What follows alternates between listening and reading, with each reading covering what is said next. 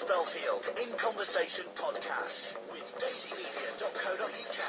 Alex Belfield. Welcome back to The Big Show. It's Alex Belfield talking to the big stars, and it's always nice to meet an old friend and a star and a legend and a talent. Kerry Ellis, how are you? You're so kind. You are now, because the thing is, you've come out of this Wicked thing, and is it still going since you've left, by the way? I think so. I haven't been back, but I think it is.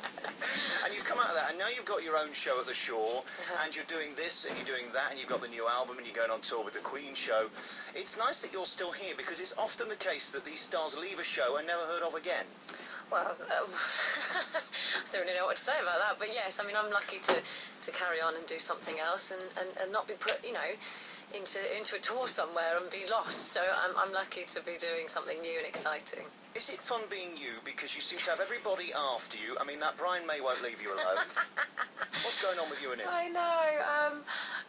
Well, he's been brilliant to me. He's been a real supporter of my career, and since the early days of Rock You, he's been absolutely wonderful. So now, we did the 3-track, and that was amazing. And hopefully we'll finish a full album sometime later on in the year. We've started to work on it already. So it's nice to have the time to do it. I've got 5 million questions here from your fans. We're going to get to those in a bit. What is interesting about you, and it's always fascinating, I've got this website where I put all my interviews online, and I do normally get everybody. There aren't many people I don't get to speak to. And you're number 5. And you've only been on there about 6 months. It's so interesting that your fans seem to love you, and they don't listen to it once, they seem to listen to it over and over again. Why do you think they're so curious? It's nice, it's been an incredible few years for me, and they really have been supportive, and they do follow me and, come and see everything I do, which is great. It's nice to see familiar faces in the audience, and hopefully they will continue to do so, and it's not just a Wicked phenomenon, and they will continue to follow me and see what I do, so we'll see. We just opened with Defying Gravity off this CD that you talked about, and I love that CD because it's got true heart, and it's a real blokey car kind of music. You can do 110 miles an hour in that. Not that I'm recommending it, but if you're going down the motorway, that's the kind of song to do it to. Well, yeah, I mean, ironically, I think one of the Queen tracks is meant to be one of the best driving songs in the world, apparently, according to Top Gear. But yes, I mean, having a rock god on your CD is a big help, and Brian's great, and him strumming along to the songs that I've sung is it's just recipe for great things. So he's great. It can't hurt, can it, having him behind you? No, it can't. And I had Taylor Hawkins on the drums. So again, another rock legend. I've been in the right places. You've been around. That's the thing, haven't you? Well, if you can say that, in the right way. There's a few questions I've got to ask you about We Will Rock You. Would you go back into it? Possibly. I mean, Maz Murray, a friend of us both, he's constantly on the phone going, come back, we'll have a laugh. And yeah, I never say never. I love the show, and I love the people, and possibly one day, maybe. Not yet, but possibly. You need to be Scaramouche now, don't you? Because you could sing well. There's no point you going in as a little character, is there? Maybe not. I mean, yeah, possibly. I mean, I'd love to play it. It's something different, something I haven't done. And I'd love to work with Maz again, and possibly, yeah, maybe. I think so. Is there anything else in the West End you've got your eye on right now? I know you're doing other stuff, and we'll get to that in a bit. We know you're busy. We don't need to keep saying that. But is there anything going on right now that you think, actually, they could tempt me back? To be honest, coming from Wicked and doing such a massive, huge role, I think ideally next I'd like to do something new and create my own role and be established for creating something as opposed to stepping into somebody else's shoes. So possibly if there's something new coming out, that would be great. I've heard The Bodyguard's coming, maybe that. Maybe live the superstar dream in a musical. I mean, it'd be great. So we'll see. I don't know. I'm hopefully finish this album and put my energy into that, and obviously the Shore, and that's something new and exciting. So we'll see. I suppose being you is an advantage and a disadvantage at the same time. I love being me. That's quite funny. Being you. How is that? I like being me. Well, you're cute and you've got a great voice and all of that, but you do stick out from the crowd. You're never going to be in the ensemble again, are you? So it's kind of an advantage and a disadvantage being you. Yeah, I mean, I've been lucky, I guess, to be me. I enjoy, I love what I do. I've been lucky to do some great shows, and I love my life. I do some great things. 6 months ago, I was turning the lights on at the top of the Empire State Building. Then I came back and I'm, singing again with Brian May. So my life is so surreal, but I have just the best time. So, long may it continue. There really aren't that many people who stick out. Why do you think that is? Well, I think, because of the media has changed now, and like you say, the reality show is kind of a very big element in how musicals are being recognised now. I mean, it does. There's pros and cons. It brings a new audience in, so it does put bumps on seats and does kind of put musicals out there to a new audience that perhaps haven't seen it before. I mean, Jodie's great. Jodie, I saw her last night and she does a great job. And, she may have a long career. Will Lee Mead have a great career? I'm sure he will. And I'm really good luck to them all. But we're not making stars like Ruthie or like Maria Friedman, or the stars aren't being created like that anymore. And, I've been lucky to have a good career and possibly stand out, like you say, but it's difficult. I watched last night Oliver, and the reaction to Jodie is incredible because she's a known face and she has that that recognisable household name now.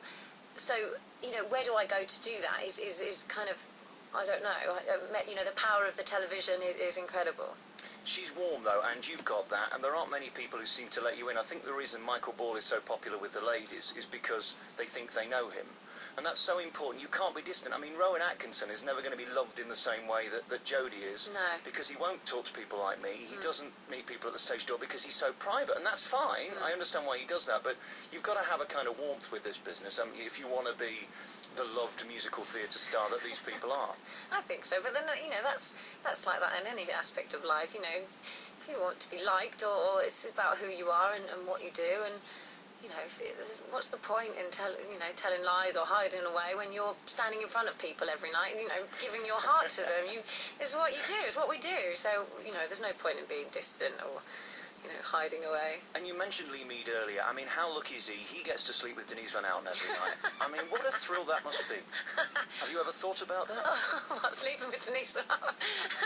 No. Did I just say that? I don't really know what to say about that. You know what? They're a great couple, and what a brilliant lifestyle they have, and good luck to them both. And congratulations. I hope it lasts. They're just too good looking for my liking. A little bit. You can't help but not like them. Yeah, from my perspective, you see where I'm coming from. And then, of course, you go on to do this show at the Shaw Theatre, which is you and a band and a few songs.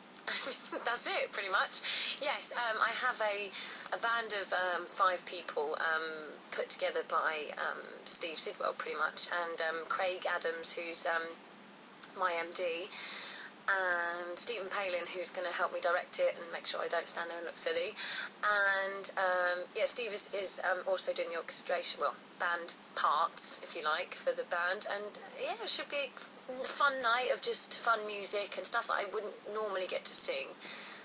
There's a couple of belters in there. There's a bit of musical. There's a bit of pop. There's a bit of Coldplay. It kind of goes throughout the ranges. So hopefully there's something for everybody, and people see me doing something slightly different. Were you nervous that nobody would turn up? And I don't mean that too sarcastic. No, I was. That was my biggest fear. I thought this is all great, and it's a nice little theatre. It's not huge. I think it's about 400 and something people, which is great. I thought, great, a couple of nights.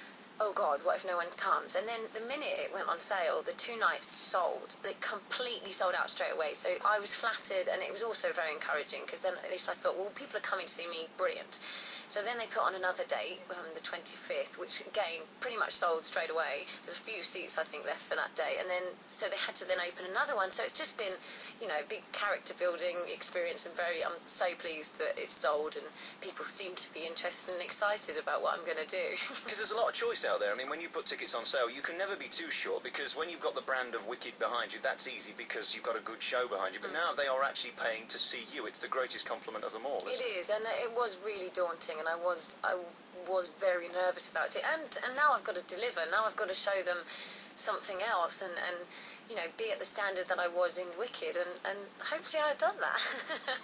Just before... We'll soon know, won't we? I think we will. The press will say it. Don't you worry about I'm that. sure they will. Are we worried about that? Do you worry what people say? Yes and no. I mean, you can read 10 good reviews, and the one that's bad that you read, you're gonna, you remember that one. It's like when people write on websites, and you read all lots of lovely comments, and then you read one bad one, or not even bad, but slightly off, saying, didn't really like what she wore, or she looked a bit funny, or la la, and you remember that comment, and it's awful. So now I don't look. Now I just don't read it. You know, I had a guest book at one point on my website, which was lovely, and so many people wrote some lovely things, and then you get the occasional silly comment, and you think, well, why do that? Why bother? So we had to close it down. But again, if you put yourself out there, you've got to be willing to take it. You do, exactly, and it's all part of it. And you know, we're out there to entertain, and you know, some people like it, some people don't, and that's their choice. So Imagine what people are saying about me right now on my website. We're going to take another piece of music off your CD, and then we're going to come back with more from Kerry Ellis.